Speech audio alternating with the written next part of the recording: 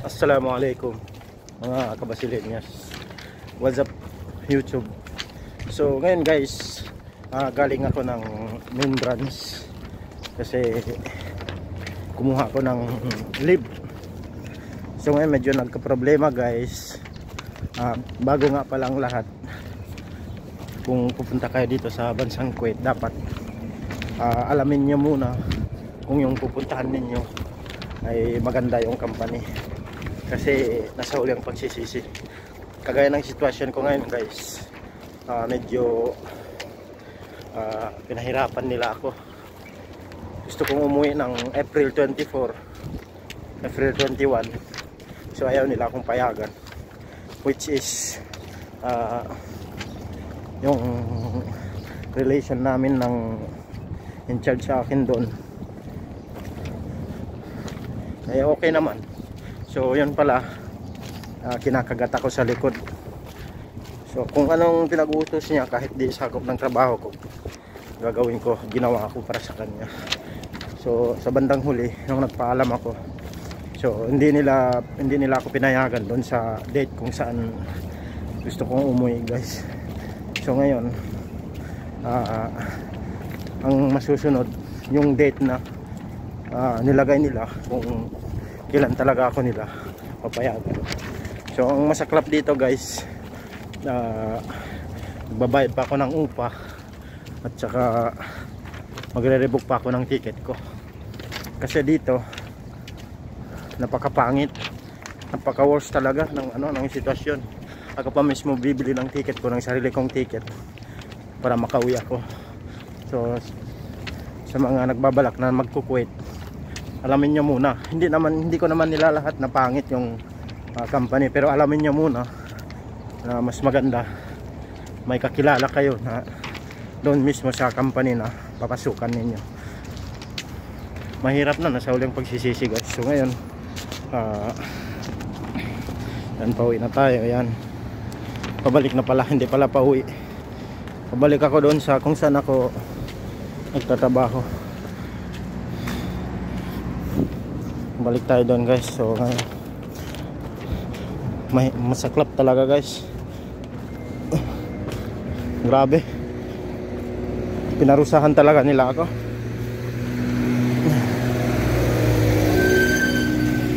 So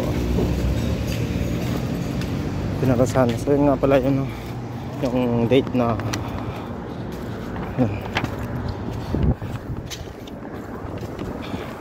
Yung date,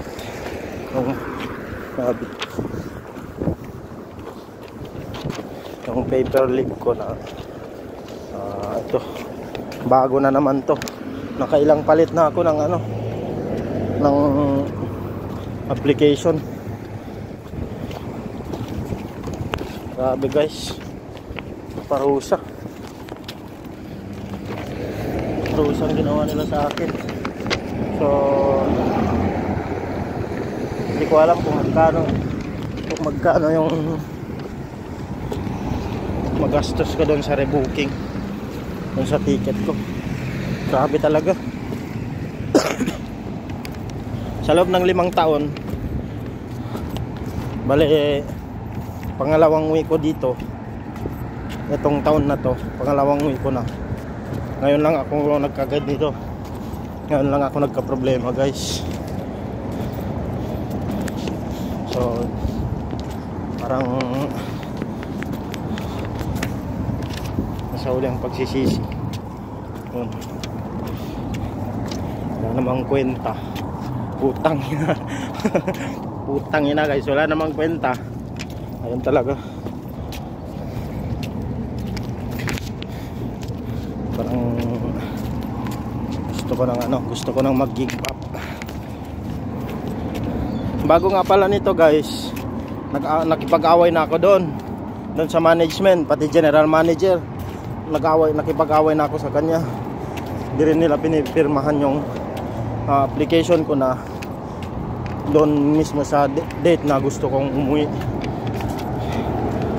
Nag-resign na ako, nag-submit na ako ng resignation letter. Ayaw din nila pirmahan. Ang gusto nila yung sa kanila ang masusunod. So yun guys, ang masaklap dito, ang masaklap dito guys, yung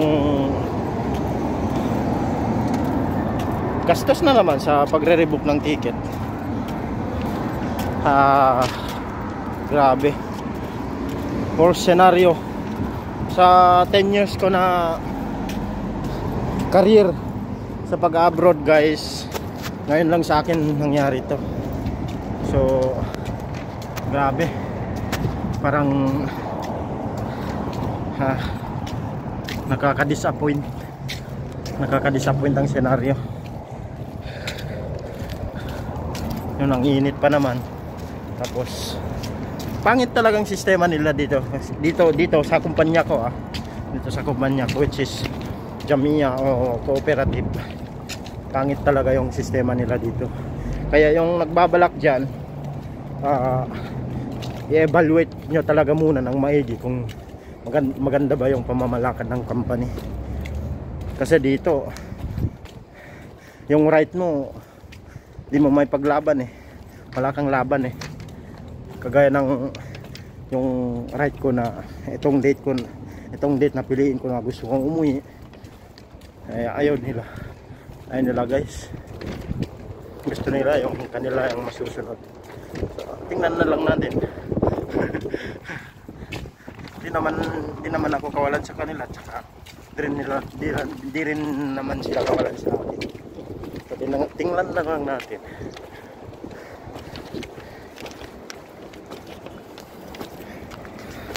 So yun guys,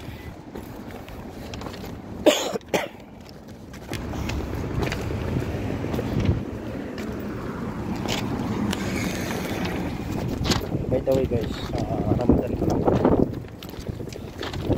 Medyo mainit, nagpapawisan na ako. Tabay ako estudyante ng school nila.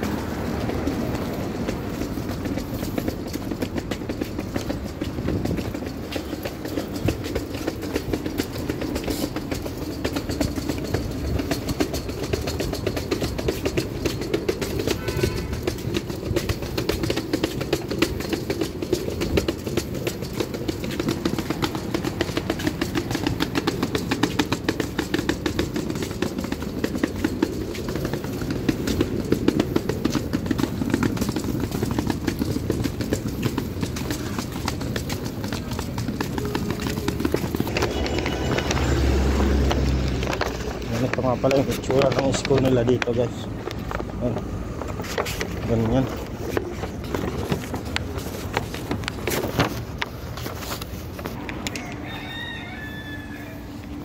Yan na pala yung pinagtatrabahuhan ko, yan. Yung tindahan na yan.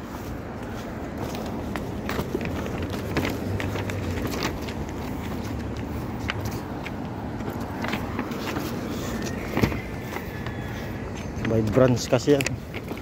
Ito branch 1, may branch 3, may branch 2, may branch 8, may branch 3, may branch 6. Bubuksan pa lang.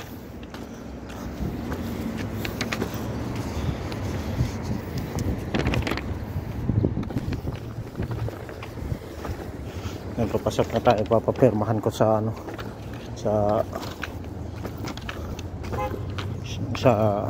in charge sa akin na nag-tridor.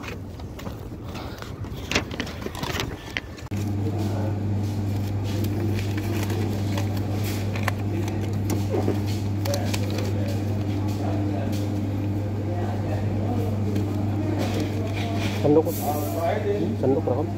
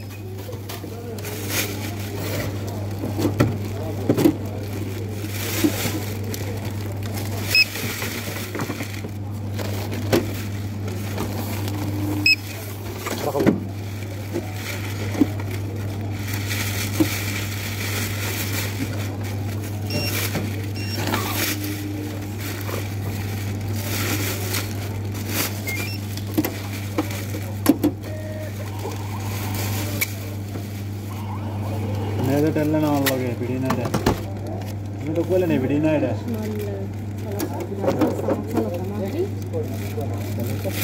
मैं तो कोले नहीं पीड़ी ना अभी तेरा तो कोई तो नहीं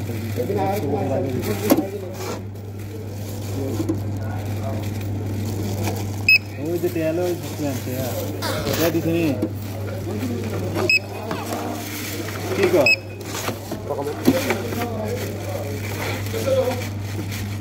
di bawah nih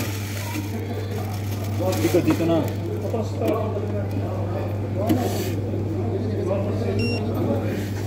size na ita ko siya size na